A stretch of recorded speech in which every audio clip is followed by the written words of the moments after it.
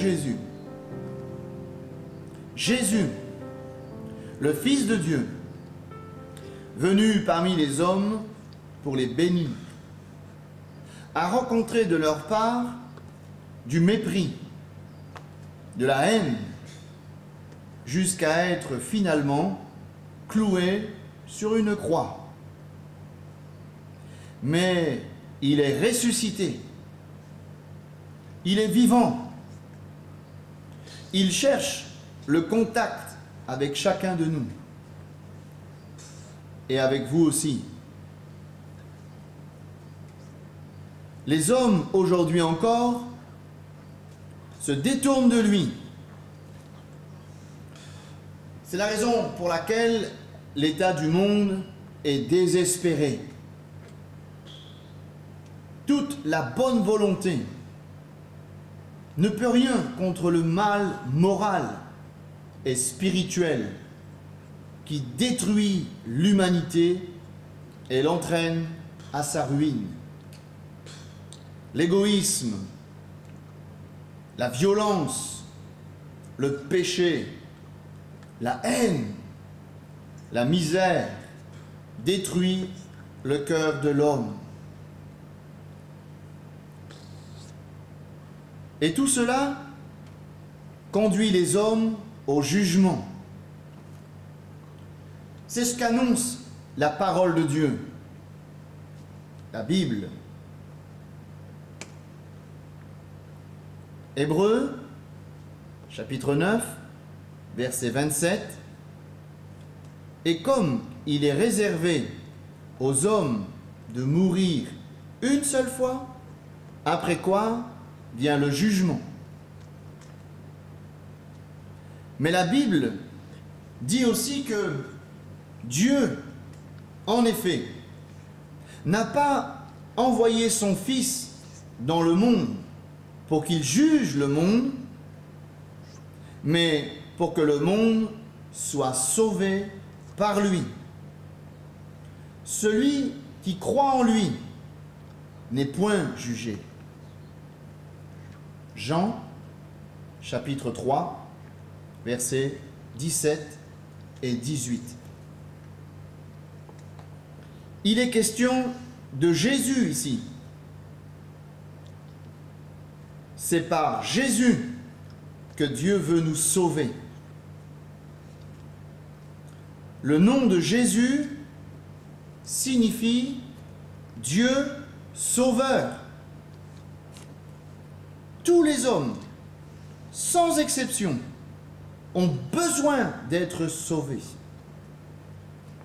Parce qu'ils sont tous des pécheurs. Et que le péché nous prive de la gloire de Dieu.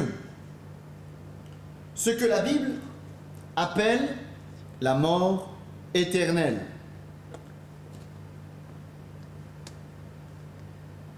Mais Dieu, dans son amour, a envoyé pour nous un puissant sauveur.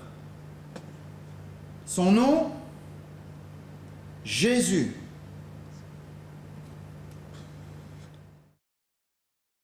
Actes, chapitre 4, verset 12, nous dit qu'il n'y a de salut qu'en lui seul. Par lui, tout homme peut être pardonné, rendu libre et heureux, dès maintenant et pour l'éternité. Beaucoup d'hommes religieux ont prêché le bien, la morale, et formulé une multitude d'enseignements pour rendre l'homme meilleur. Mais aucun de ces enseignements sont capables de sauver les hommes du poids de leurs fautes, ni de les délivrer de la condamnation et du salaire du péché qui est la mort. Jésus n'enseigne pas aux hommes comment ils peuvent se délivrer eux-mêmes, mais il les délivre lui-même du péché en se livrant pour nous sauver. 1 Timothée, chapitre 2, verset 5. Car il y a un seul Dieu et aussi un seul médiateur entre Dieu et les hommes, Jésus-Christ, homme. Actes, chapitre 10, verset 43. Par son nom, quiconque croit en lui reçoit le pardon des péchés. L'œuvre de Jésus. Le Seigneur Jésus est venu sur la terre des hommes pour nous sauver. Il a quitté son ciel de gloire par amour.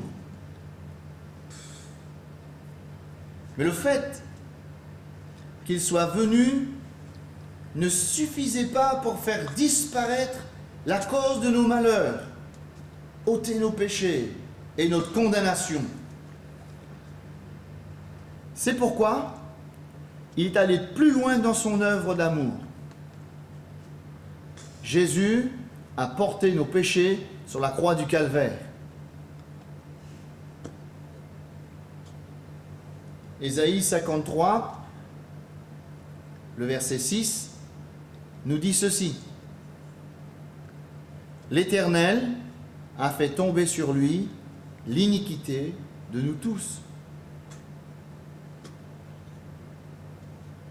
Sur la croix, Jésus a donné sa vie pour payer notre dette. Il s'est chargé de nos péchés. Il a été fait péché pour nous.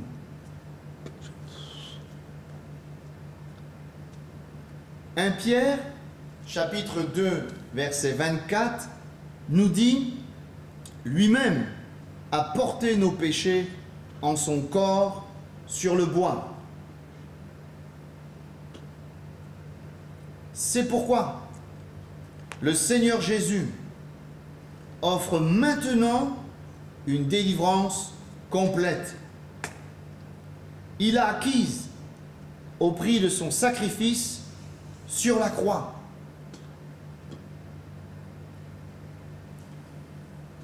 Comment refuserions-nous cette offre? Hébreux, chapitre 2, verset 3 nous dit « Comment échapperons-nous en négligeant un si grand salut ?» Le monde poursuit sa route comme si Jésus n'existait pas. Comme si sa résurrection, son prochain retour, n'était qu'une pure imagination. Libre à chacun d'avoir ses idées. Seulement, c'est la raison du message de l'Évangile. On ne pourra pas toujours être incrédule. Hélas, les incrédules seront confus le jour où Jésus-Christ reviendra dans toute sa gloire. Toutes les bouches seront fermées devant lui. Mais pour ceux qui croient en Jésus, ils ont l'espérance de vivre l'éternité avec lui. Jésus t'appelle. N'endurcis pas ton cœur. Réponds à son appel aujourd'hui.